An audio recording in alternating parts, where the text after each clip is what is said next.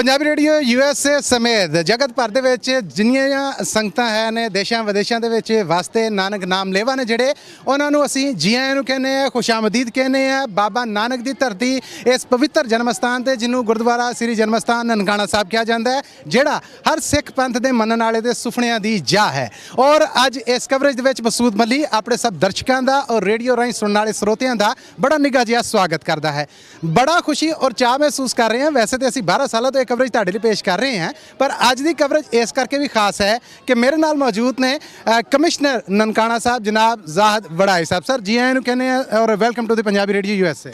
Thank you Masood ਸਾਹਿਬ।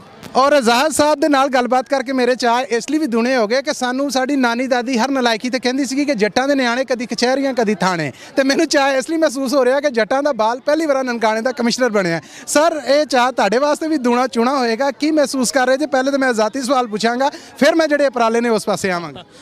ਮੇਰਾ ਖਿਆਲ ਹੈ ਬਿਲਕੁਲ ਤੁਸੀਂ ਠੀਕ ਕਹਿ ਰਹੇ ਹੋ ਕਿ ਮੇਰੇ ਲਈ ਪਰਸਨਲੀ ਬੜੀ ਫਖਰ ਦੀ ਗੱਲ ਹੈ।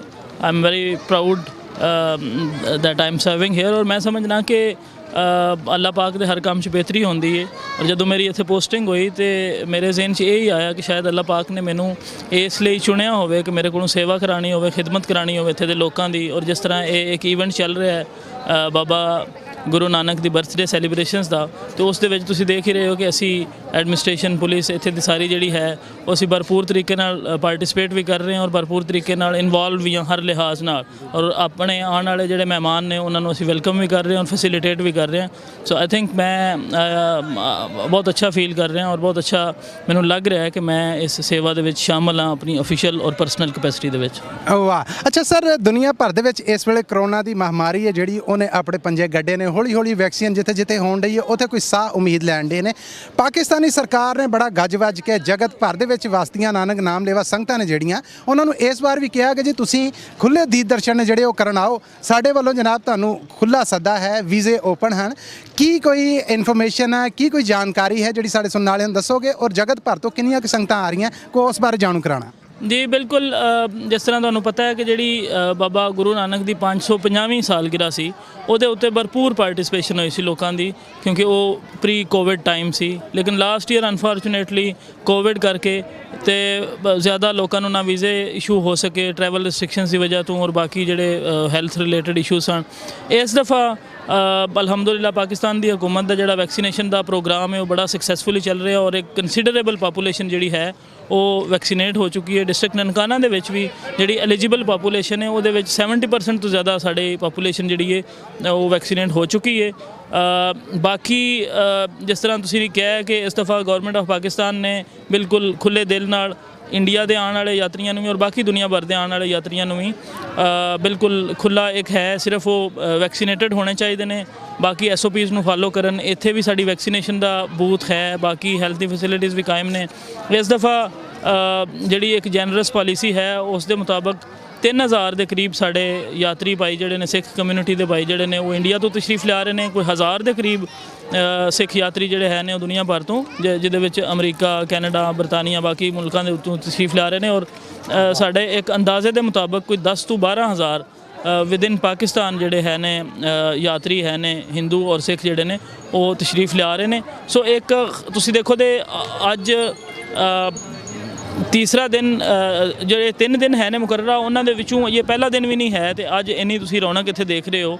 ਇੱਕ ਮੇਲੇ ਦਾ ਸਮਾਂ ਹੈ ਤੇ ਆਮ ਸ਼ੋਰ ਜਦੋਂ ਸਾਰੇ ਆ ਜਾਣ ਦੇ ਤੀਸਰੇ ਦਿਨ ਤੇ ਬਹੁਤ ਜ਼ਿਆਦਾ ਰੌਣਕ ਹੋਵੇਗੀ। ਸੋ ਇੱਕ ਅੱਛੀ ਖਾਸੀ ਤਾਦਾਦ ਜਿਹੜੀ ਹੈ ਉਹ ਇੱਥੇ ਤਸ਼ਰੀਫ ਲਿਆ ਰਹੀ ਹੈ ਔਰ ਰੌਣਕਾਂ ਲੱਗੀਆਂ ਹੋਈਆਂ ਨੇ। ਲੋਕ ਆਪਣੇ ਇੱਕ ਅਕੀਦੇ ਦੇ ਮੁਤਾਬਕ ਇਹਨੂੰ ਸੈਲੀਬ੍ਰੇਟ ਵੀ ਕਰ ਰਹੇ ਨੇ ਔਰ ਭਰਪੂਰ ਤਰੀਕੇ ਨਾਲ ਸੇਵਾ ਕਰਨ ਵਾਲੇ ਸੇਵਾ ਵੀ ਕਰ ਰਹੇ ਨੇ। ਸਰ, ਬਤੌਰ ਇਸ ਸ਼ਹਿਰ ਦੇ ਹਾਕਮ ਦੇ ਤੌਰ ਤੇ ਜਾਂ ਵੱਡੇ ਸੇਵਾਕਾਰ ਦੇ ਤੌਰ ਤੇ ਕੀ ਖਾਸ ਉਪਰਾਲੇ ਨੇ ਜਿਹੜੇ ਜਗਤ ਭਰ ਤੋਂ ਆਉਣ ਵਾਲੀਆਂ ਸੰਗਤਾਂ ਵਾਸਤੇ ਖਾਸ ਤਰਤੀਬ ਦਿੱਤੇ ਗਏ ਨੇ? ਕੀ ਉਹ ਬੰਦੋਬਸਤ ਨੇ ਜਿਹੜੇ ਬੜੇ ਚਾਵਾਂ ਦੇ ਨਾਲ ਸਾਡੀ ਸਰਕਾਰ ਨੇ ਔਰ ਤੁਹਾਡੀ ਸਰਪ੍ਰਸਤੀ ਦੇ ਵਿੱਚ ਇੰਤਜ਼ਾਮੀਆਂ ਨੇ ਤਰਤੀਬ ਦਿੱਤੇ ਨੇ?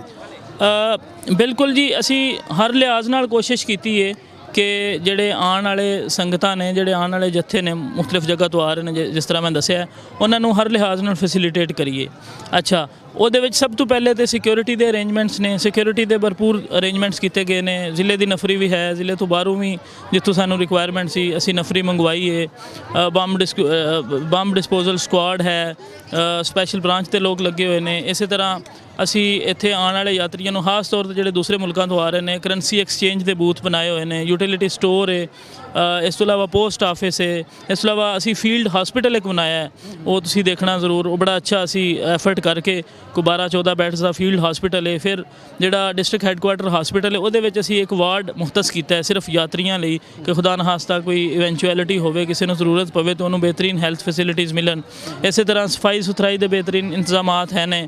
ਟ੍ਰੈਫਿਕ ਪਲਾਨ ਇੱਕ ਸਪੈਸ਼ਲੀ ਉਹ ਤਰਤੀਬ ਦਿੱਤਾ ਗਿਆ। ਪਾਰਕਿੰਗ ਦੀ ਅਰੇਂਜਮੈਂਟਸ ਨੇ, ਪਾਰਕਿੰਗ ਅਸੀਂ ਮੇਨ ਗੁਰਦੁਆਰੇ ਤੋਂ ਥੋੜਾ ਡਿਸਟੈਂਸ ਤੇ ਰੱਖੀਏ, ਉੱਥੋਂ ਸ਼ਟਲ ਸਰਵਿਸ ਚਲਾਈ ਜਾਏਗੀ ਲੋਕਾਂ ਨੂੰ ਆਉਣ ਜਾਣ ਲਈ। ਸੋ ਇਸ ਤਰ੍ਹਾਂ ਤੁਸੀਂ ਦੇਖੋ ਕਿ ਤਕਰੀਬਨ ਅਸੀਂ ਕੋਸ਼ਿਸ਼ ਕੀਤੀ ਹੈ ਕਿ ਹਰ ਐਂਗਲ ਨੂੰ ਕਵਰ ਕਰੀਏ ਜਿਹੜਾ ਇੰਤਜ਼ਾਮੀ ਤੌਰ ਤੇ ਸਿਕਿਉਰਿਟੀ ਪੁਆਇੰਟ ਆਫ ਵਿਊ ਨਾਲ ਇੰਪੋਰਟੈਂਟ ਹੋ ਸਕਦਾ ਹੈ। ਔਰ ਆਬਜੈਕਟਿਵ ਇੱਕ ਹੀ ਹੈ, ਬਾਟਮ ਲਾਈਨ ਇੱਕ ਹੀ ਹੈ ਕਿ ਜਿਹੜੇ ਆਉਣ ਵਾਲੇ ਸਾਡੇ ਮਹਿਮਾਨ ਨੇ ਉਹਨਾਂ ਦਾ ਅਸੀਂ ਉਹਨਾਂ ਦੀ ਹਿਫਾਜ਼ਤ ਵੀ ਕਰੀਏ ਔਰ ਉਹਨਾਂ ਨੂੰ ਹਰ ਲਿਹਾਜ਼ ਨਾਲ ਫੈਸਿਲਿਟੇਟ ਵੀ ਕਰੀਏ। ਸਾਡੀ ਦਿਲੀ ਦੁਆ ਔਰ ਅਰਦਾਸ ਹੈ ਜੀ ਕਿ ਜਦੋਂ ਇੱਥੋਂ ਜਾਣ ਤੇ ਸ਼ੁਭਕਾਮਨਾਵਾਂ, ਚੰਗੇ ਜਜ਼ਬੇ, ਚੰਗੇ ਸੁਪਨੇ, ਚੰਗੀਆਂ ਗੱਲਾਂ ਲੈ ਕੇ ਜਾਣ। ਇਹ ਕੋਸ਼ਿਸ਼ ਤੇ ਸਾਡੀ ਹਰ ਵਾਰ ਹੁੰਦੀ ਹੈ। ਉਦੋਂ ਤੋਂ ਜਦੋਂ ਤੱਕ ਪ੍ਰਾਈਮ ਮਿਨਿਸਟਰ ਇਮਰਾਨ ਖਾਨ ਹੋਣਾ ਨੇ ਰਾਜ ਸਾਂਭਿਆ ਸੀ, ਉਸ ਤੋਂ ਬਾਅਦ ਕਰਤਾਰਪੁਰ ਕੋਰੀਡੋਰ, ਕਰਤਾਰਪੁਰ ਅਲਾਂਘਾ ਇਹਦਾ ਇੱਕ ਸਬੂਤ ਹੈ। ਸਰ, ਇੰਨੇ ਬੰਦੋਬਸਤਾਂ ਤੋਂ ਬਾਅਦ ਵੀ ਬਹੁਤ ਸਾਰੇ ਯਾਤਰੀ ਨੇ ਜਿਹੜੇ ਉਹਨਾਂ ਦੀ ਰੀਝ ਹੁੰਦੀ ਹੈ ਕਿ ਵੀਜ਼ਿਆਂ ਦੇ ਮਾਮਲੇ ਦੇ ਵਿੱਚ ਇਹ ਹੋ ਜਾਂਦਾ, ਇਹ ਹੋ ਜਾਂਦਾ। ਪਾਕਿਸਤਾਨੀ ਸਰਕਾਰ ਵੱਲੋਂ ਤਾਂ 3000 ਵੀਜ਼ਾ ਦਿੱਤਾ ਗਿਆ, ਪਰ ਅੱਜ ਕੁਝ ਭਾਰਤੀ ਅਖਬਾਰ ਨੇ ਜਿਹੜੇ ਉਹਨਾਂ ਮੁਝੇ ਪਤਾ ਲੱਗਣ ਡਿਆ ਕਿ ਗਿਣਤੀ ਜਿਹੜੀ ਉਹ ਥੋੜੀ ਹੈ। ਸਾਡੇ ਫਾਰਨ ਆਫਿਸ ਨੇ ਵੀ ਸਟੇਟਮੈਂਟ ਦਿੱਤੀ, ਸਾਡੇ ਫਾਰਨ ਦਫ਼ਤਰ ਨੇ ਵੀ ਇਹ ਸੱਦਾ ਦਿੱਤਾ ਕਿ ਜਿਹੜਾ ਅਲਾਂਘਾ ਹੈ ਉਹਨੂੰ ਖੋਲ੍ਹ ਦਿੱਤਾ ਜਾਏ, ਪਰ ਇਹੋ ਜਿਹੇ ਕੋਈ ਮਾਮਲੇ ਹੋ ਨਹੀਂ ਰਹੇ। ਕੀ ਇਤਲਾਵਾਂ ਹੈ ਨੇ ਕਿ ਅਸੀਂ ਕਿੰਨੀਆਂ ਅਖਬਾਰਾਂ ਖੋਲ੍ਹ ਕੇ ਖੜੇ ਹਾਂ, ਆਉਣ ਵਾਲਿਆਂ ਦਾ ਕਿੰਨਾ ਅਸੀਂ ਸਵਾਗਤ ਕਰਨਾ ਚਾਹੁੰਦੇ ਹਾਂ, ਔਰ ਉਧਰੋਂ ਅਗਰ ਕੋਈ ਅੜੀ ਉੜੀ ਹੈ ਤੇ ਉਹਦੇ ਤੇ ਤੁਹਾਡਾ ਕੀ ਸੁਣਾ ਹੈ?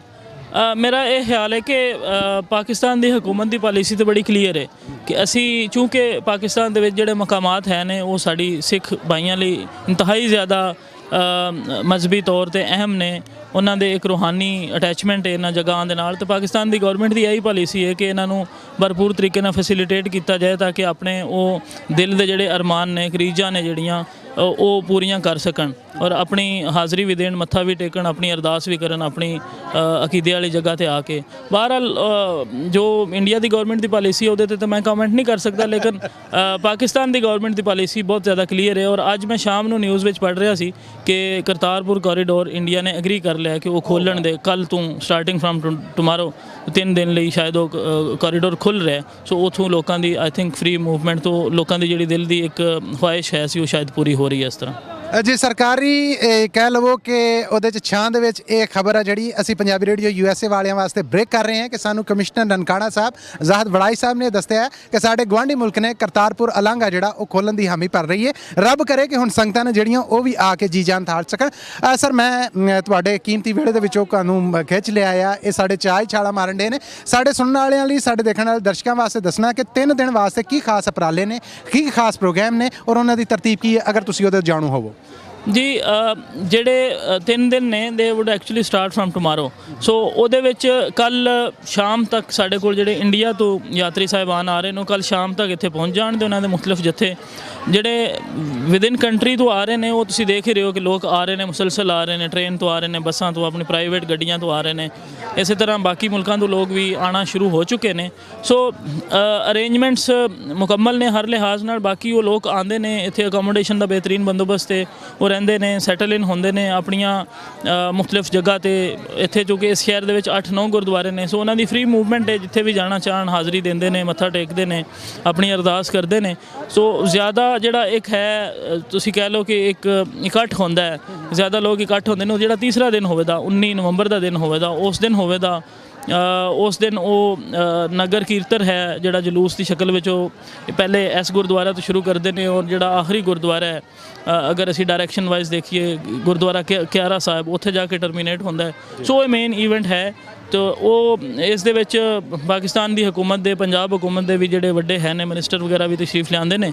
ਸੋ ਉਹ ਇੱਕ ਭਰਪੂਰ ਸ਼ਿਰਕਤ ਲੋਕਾਂ ਸਾਰਿਆਂ ਦੀ ਹੁੰਦੀ ਹੈ ਔਰ ਤੁਸੀਂ ਦੇਖੋਗੇ ਕਿ ਇਨਸ਼ਾਅੱਲਾ ਲੋਕਲ ਐਡਮਿਨਿਸਟ੍ਰੇਸ਼ਨ ਔਰ ਬਾਕੀ ਜਿਹੜੇ ਪਾਕਿਸਤਾਨ ਦੀ ਹਕੂਮਤ ਦੇ ਪੰਜਾਬ ਹਕੂਮਤ ਦੇ ਜਿਹੜੇ ਜ਼ਿੰਮੇਦਾਰਾਨ ਨੇ ਉਹ ਹਰ ਲਿਹਾਜ਼ ਨਾਲ ਇਹਨੂੰ ਪੈਟਰਨਾਈਜ਼ ਵੀ ਕਰਨ ਦੇ ਔਰ ਇਹਨੂੰ ਓਨ ਵੀ ਕਰਨ ਦੇ। ਸੋ ਤੁਸੀਂ ਦੇਖ ਹੀ ਰਹੇ ਹੋ ਕਿ ਅਸੀਂ ਸਾਰੇ ਇਹਨੂੰ ਓਨ ਵੀ ਕਰ ਰਹੇ ਹਾਂ।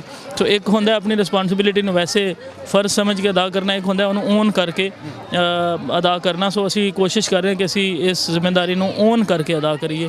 ਤੇ ਇਨਸ਼ਾਅੱਲਾ ਮੈਨੂੰ ਉਮੀਦ ਹੈ ਕਿ ਜਿਹੜੇ ਸਾਡੇ ਮਹਿਮਾਨ ਆ ਰਹੇ ਨੇ ਉਹ ਅੱਛਾ ਇੰਪ੍ਰੈਸ਼ਨ ਪਾਕਿਸਤਾਨ ਦਾ ਔਰ ਖਾਸ ਤੌਰ 'ਤੇ ਨਨਕਾਣਾ ਦਾ ਲੈ ਕੇ ਜਾਣਗੇ। ਆਖਰੀ ਸਵਾਲ ਸਰ ਸਾਡੇ ਕੀਮਤੀ ਵੇਲੇ ਦੇ ਵਿੱਚੋਂ, ਜਗਤ ਭਰ ਦੇ ਵਿੱਚ ਵਸਦੀਆਂ ਨਾਨਕ ਨਾਮ ਲੇਵਾ ਸੰਗਤਾਂ ਜਿਹੜੀਆਂ ਐਰਕੀ ਨਹੀਂ ਆ ਸਕੀਆਂ ਔਰ ਉਹ ਜਿਹੜੇ ਆ ਰਹੇ ਨੇ, ਆਪਣਾ ਕੀ ਸੁਣਾ ਹੈ ਜਿਹੜਾ ਤੁਸੀਂ ਪੰਜਾਬੀ ਰੇਡੀਓ USA ਦੇ ਇਸ ਪਲੇਟਫਾਰਮ ਰਾਹੀਂ ਸਾਰੇ ਵਿਸ਼ਵ ਦੇ ਵਿੱਚ ਵਸਣ ਵਾਲੇ ਨੇ ਜਿਹੜੇ ਉਹਨਾਂ ਨੂੰ ਇਸ ਪਾਕ ਪਵਿੱਤਰ ਧਰਤੀ ਤੋਂ ਦਿਓਗੇ?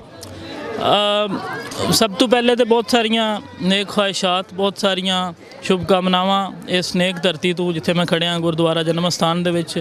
ਔਰ ਜਿਹੜੇ ਆ ਰਹੇ ਨੇ ਉਹਨਾਂ ਨੂੰ ਅਸੀਂ ਵੈਲਕਮ ਕਰਨੇ ਆ, ਜੀ ਆਇਆਂ ਨੂੰ ਆਖਨੇ ਆ। ਔਰ ਜਿਹੜੇ ਨਹੀਂ ਆ ਸਕੇ ਕਿਸੇ ਰੁਕਾਵਟ ਦੀ ਵਜ੍ਹਾ ਤੋਂ ਉਹਨਾਂ ਲਈ ਵੀ ਮੇਰੀ ਦੁਆ ਹੈ ਔਰ ਮੇਰੀ ਖਵਾਹਿਸ਼ ਹੈ ਕਿ ਉਹ ਆਪਣੀ ਉਹ ਜ਼ਿੰਦਗੀ ਦੇ ਵਿੱਚ ਇਨਸ਼ਾਅੱਲਾ ਅਗਲੇ ਸਾਲ ਜਾਂ ਉਸ ਤੋਂ ਅਗਲੇ ਸਾਲ ਉਹ ਇਸ ਕਾਬਲ ਹੋਣ ਕਿ ਉਹ ਆਉਣ, ਇੱਥੇ ਆ ਕੇ ਮੱਥਾ ਟੇਕਣ ਔਰ ਇੱਥੇ ਆ ਕੇ ਆਪਣੀ ਜਿਹੜੀ ਇੱਕ ਹਸਰਤ ਹੁੰਦੀ ਹੈ ਜ਼ਿੰਦਗੀ ਦੇ ਵਿੱਚ ਉਹਨੂੰ ਪੂਰਾ ਕਰਨ। ਔਰ ਯਕੀਨਨ ਇੱਕ ਬੜਾ ਉਹਨਾਂ ਲਈ ਬੜਾ ਇੱਕ ਖੁਸ਼ੀ ਦਾ ਮੁਕਾਮ ਹੋਵੇਗਾ ਜਦੋਂ ਇੱਥੇ ਤਸ਼ਰੀਫ ਲਿਆਉਣ ਦੇ। ਸੋ ਇਨਸ਼ਾਅੱਲਾ ਨਨਕਾਣਾ ਤੋਂ ਨੇਕ ਦੁਆਵਾਂ ਨੇ, ਨੇਕ ਤਮੰਨਾਵਾਂ ਨੇ ਔਰ ਇਨਸ਼ਾਅੱਲਾ ਇੱਕ ਮੁਹੱਬਤ ਔਰ ਅਮਨ ਦਾ ਇੱਕ ਮੈਸੇਜ ਹੈ ਨਨਕਾਣਾ ਤੋਂ। ਬਹੁਤ ਸ਼ੁਕਰੀਆ ਜ਼ਾਹਦ ਵੜਾਈ ਸਾਹਿਬ, ਤੁਸੀਂ ਕੋਈ ਸਮਾਂ ਦਾਤ ਕੀਤਾ। ਥੈਂਕ ਯੂ ਜੀ। ਪੰਜਾਬੀ ਰੇਡੀਓ USA ਦੀ ਸਾਰੀ ਸਮੁੱਚੀ ਟੀਮ ਜ਼ਾਹਦ ਵੜਾਈ ਸਾਹਿਬ ਜਿਹੜੇ ਕਿ ਕਮਿਸ਼ਨਰ ਨਨਕਾਣਾ ਸਾਹਿਬ ਨੇ, ਉਹਨਾਂ ਦੀ ਵੀ ਧੰਨਭਾਗੀ ਹੈ, ਸ਼ੁਕਰਗੁਜ਼ਾਰ ਹੈ। ਇਹ ਪਹਿਲੀ ਕਵਰੇਜ ਜਿਹੜੀ ਅਸੀਂ ਤੁਹਾਡੇ ਵਾਸਤੇ ਪੇਸ਼ ਕੀਤੀ, ਇਹਦੇ ਨਾਲ ਹੀ ਮਸੂਦ ਮਲੀ ਫਿਲਹਾਲ ਇਸ ਕੈਮਰੇ ਨੂੰ, ਇਸ ਮਾਈਕ ਨੂੰ ਸਪੁਰਦ ਕਰਦਾ ਹੈ ਕੈਲੀਫੋਰਨੀਆ ਸਟੂਡੀਓਜ਼। ਮਿਲਨੇ ਹਾਂ ਕੁਝ ਵਕਫੇ ਤੋਂ ਬਾਅਦ।